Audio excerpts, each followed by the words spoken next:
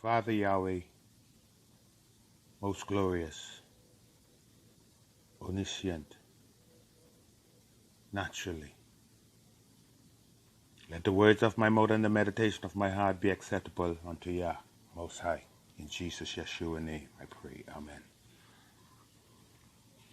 Pressure in England caused the slave trade to be abolished in 1807, and ships from the Royal Navy were on the lookout for English ships carrying slaves. Ships caught breaking the law were arrested and their cargo of slaves freed. In the same year,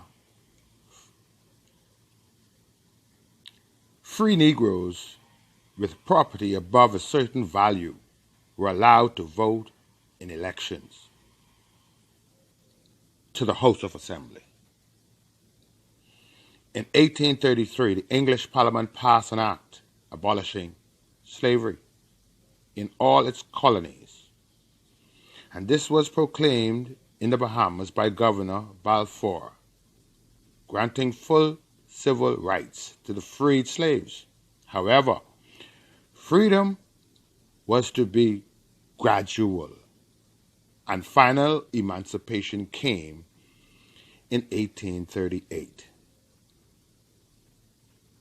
It was estimated that Negroes made up some 12,000 of the population, while whites totaled about 4,000.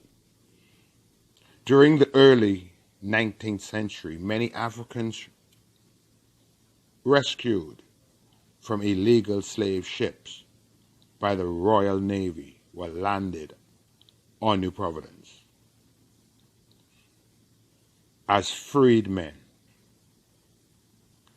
They were encouraged to set up their own free communities, such as Grantstown, Baintown, Adelaide, Gambier, and Fox Hill.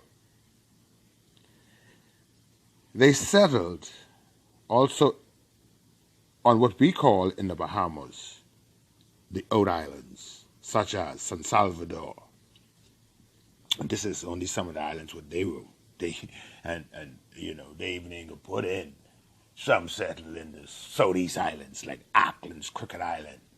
Let's say it in the proper context. The Maikal, Maiguana, Inagua, Crooked Island, Auckland's, and Long Key, Southeast Islands of the Bahamas, including,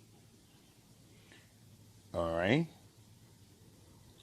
these islands that we call Oat Island settlements, such as San Salvador, Rugged Island, Rum Key, and Long Island. Although in most cases, these settlements being far, like I said, Maikal, far from the centers of trade and commerce in the islands, in the Oat Islands, failed to prosper. Okay, that brings me to the blockade running between 1861 to 1865. So, with the failure of the cotton and the abolition of slavery, the Bahamas reverted once again to subsistence, farming, fishing, and some salt making, although one ambitious governor, Lord Dunmore, 1787 to 1796, fearful of Spanish and French attack, had strengthened the defenses of New Providence by constructing Fort Charlotte and Fort Finch Castle. Okay?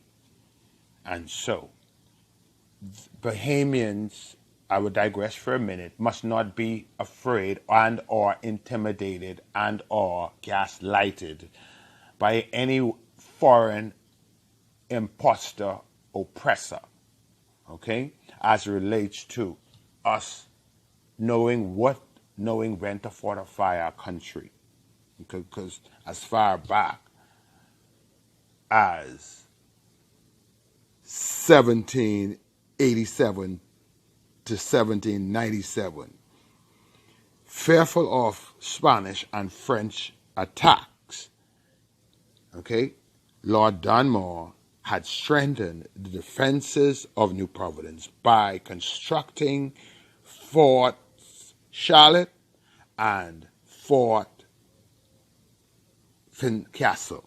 Okay? All right?